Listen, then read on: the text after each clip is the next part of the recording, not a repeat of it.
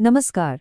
इस विशेष व्याख्यान में हम नेपोलियन हिल के उस गहन शोध पर चर्चा करेंगे जिसने सफलता के शाश्वत नियमों को परिभाषित किया है।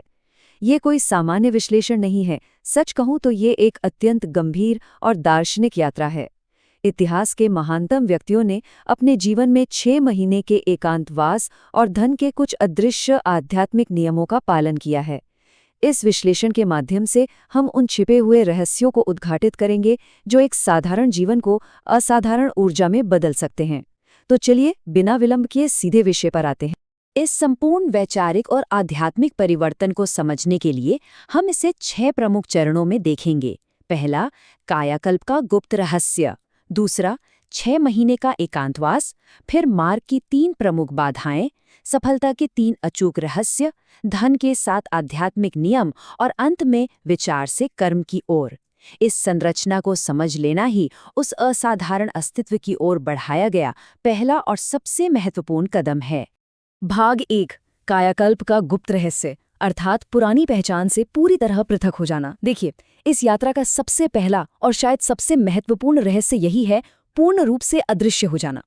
अब इसका अर्थ भौतिक रूप से घर छोड़ना या संन्यास लेना बिल्कुल नहीं है। इसका वास्तविक अर्थ है अपनी पुरानी आदतों, नकारात्मक विचारों और उस हतोत्साहित करने वाले परिवेश से मानसिक रूप से पूरी तरह कट जाना। क्योंकि अक्सर विकास के मार्ग में वही परिवेश बाधा बनता है जो हमें पुरानी स्थिति में बांधे रखना चाहता है। इसलिए ये मानसिक अदृश्यता अत्यंत आवश्यक है। हम अक्सर देखते हैं कि अधिकांश लोगों को अपने सुविधा क्षेत्र यानी कंफर्ट जोन में रहना ही पसंद होता है।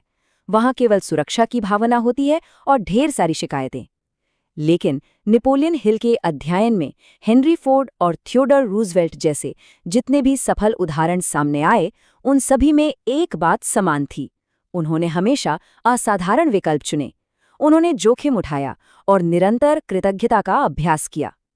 महानता प्राप्त करने की पहली शर्त ही यही है कि उस चिर परिचित सुविधा क्षेत्र का त्याग किया जाए।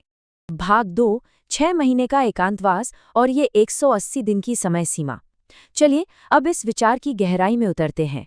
पुरानी पहचान को मिटाकर एक सर्वथा नए और सशक्त व्यक्तित्व के निर्माण के लिए एक विशेष समय सीमा की आवश्यकता होती है।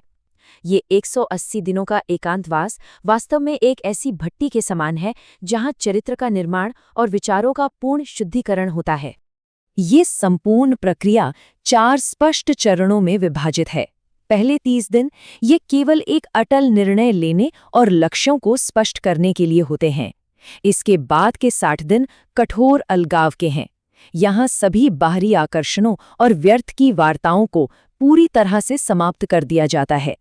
फिर आता है निर्माण का चरण, जहाँ नई आदतें विकसित होती हैं। और अंततः 181वें दिन एक ऐसा नया और सशक्त व्यक्तित्व उभर कर सामने आता है जिसे पुरानी दृष्टि से पहचानना लगभग असंभव प्रतीत होता है। अब यहाँ एक अत्यंत ही यथार्थवादी प्रश्न सामने आता है, क्या यह कायाकल्प सरल है? इसका उत्तर है कदापि नहीं। यह एकांतवास अत्यंत दर्दनाक और गंभीर चुनौतियों से भरा होता है। इसके अंतर्गत कई प्राकृतिक और मानसिक बाधाएं उत्पन्न होती हैं जिनका सामना करना ही पड़ता है, क्योंकि महानता का मूल्य हमेशा इसी संघर्ष से चुकाया जाता है। भाग 3, मार्ग की 3 प्रमुख बाधाएं, आंतरिक और बाहरी संघर्ष। इस कठोर एकांतवास की अवधि में मुख्य रूप से 3 ऐसी बाधाएं हैं जो निरंतर मार्ग अवरुद्ध करने का प्रयास करती हैं। और ध्यान देने वाली बात यह है कि ये संघर्ष केवल बाहरी दुनिया से नहीं होता, बल्कि स्वयं के भीतर पनपने वाले विचारों से भी होता है। इसमें पहली बाधा है एकाकीपन। जब वो पुरानी दुनिया छूटती है तो एक गहरा एकाकीपन छा जाता है, परंतु वास्तविकता में यही एकाकीपन भविष्य की सबसे बड़ी शक्ति बन जाता है।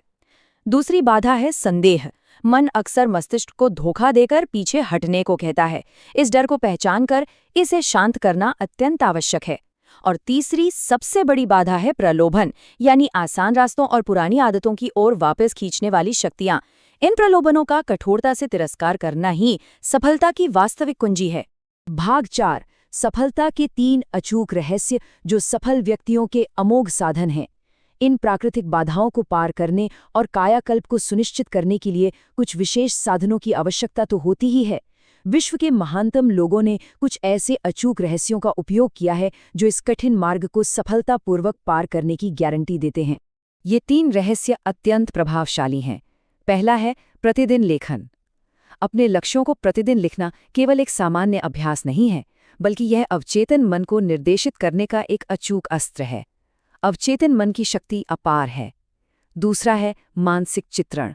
इससे कल्पना और वास्तविकता के बीच की रेखा बिल्कुल धूमिल हो जाती है। हम सफलता की भावना को वास्तविकता में अनुभव करने लगते हैं। और तीसरा है छोटे कदम।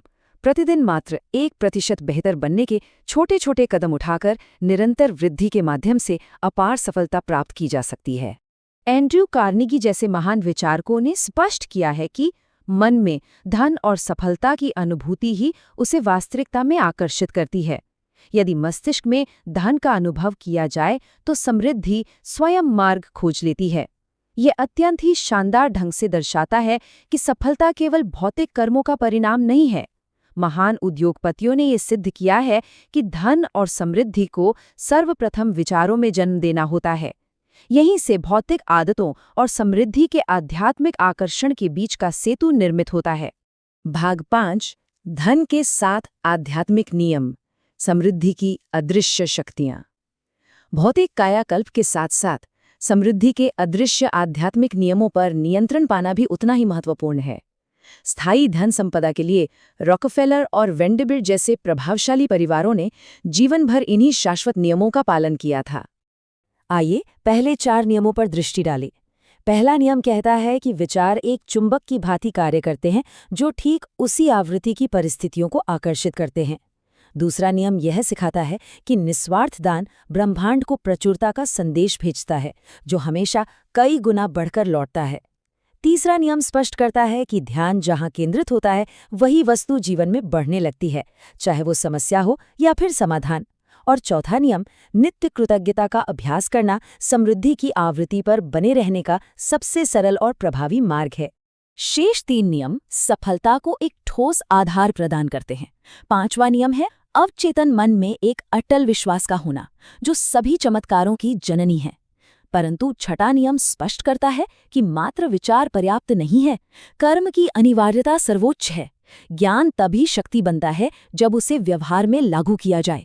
और अंततः 7वां नियम बांस के वृक्ष जैसा अटूट धैर्य, जो वर्षों तक भूमि के भीतर अपनी जड़ें मजबूत करता है और फिर अत्यंत तीव्रता से आकाश की ओर बढ़ता है।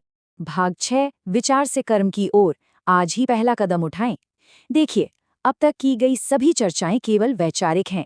कोई भी ज्ञान अपने आप में केवल एक संभावित शक्ति होता है। वास्तविक शक्ति तो तब जन्म लेती है जब उन विचारों को अथक कर्म में परिणत किया जाता है। यह खंड इसी अंतिम और निर्णायक परिवर्तन के विषय में है। यहाँ सबसे महत्वपूर्ण बिंदु ये है कि इस यात्रा की प्रतीक्षा नहीं की जा सकती। कल कभी नहीं आता। इस 180 दिनों की कायाकल्प यात्रा और इन 7 नियमों का प्रयोग इसी क्षण से, वर्तमान क्षण से ही आरंभ होना चाहिए। ये एक अत्यंत ही गंभीर चुनौती है, स्वयं को पूर्णतः समर्पित करने की और बिना किसी विलंब के आज ही पहला कदम उठाने की। अंततः ये एक ऐसा प्रश्न है जो निरंतर मस्तिष्क में गूंजता रहेगा। क्या महानता की कीमत चुकाने के लिए उस एकांतवास और आध्यात्मिक अनुशासन को अपनाया जाएगा, या फिर उसी सामान्य जीवन के सुविधाजनक क्षेत्र में ही सिमटे रहने का विकल्प चुना जाएगा? निर्णय जो भी हो, वही भविष्य के समूचे अस्तित्व का निर्माण करेगा। इसी विचारोत्तेजक प्रश्न के साथ हम इस विश्लेषणात्मक व्याख्या का समापन करते हैं। ज्ञान को कर्म में बदलने का समय अब आ चुका है।